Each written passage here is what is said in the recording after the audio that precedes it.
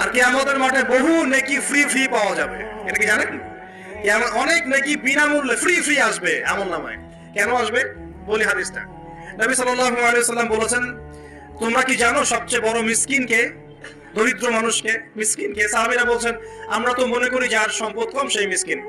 নবীজি বলছেন, না, প্রকৃত মিসকিন সেই ব্যক্তি নয়। প্রকৃত মিসকিন সেই ব্যক্তি যে কিয়ামতের মাঠে উঠবে উহুদ পাহাড়ের সমান নেকি নিয়ে উঠবে।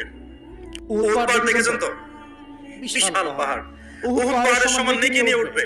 নামাজের নেকি, যাকাতের নেকি, হজের নেকি, উমরার নেকি, বিভিন্ন নেকি। কিন্তু দেখবে সামনে বহু মানুষ দাঁড়িয়ে আছে। কেন দাঁড়িয়ে আছে?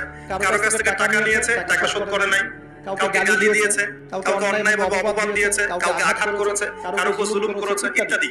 বিভিন্ন রকম মানুষের সাথে জড়িত পাপ ছিল। ঠিক আছে? কারো গীবত করেছে, কাউকে তহমত দিয়েছে ইত্যাদি। এখন আল্লাহ পাক বলবেন,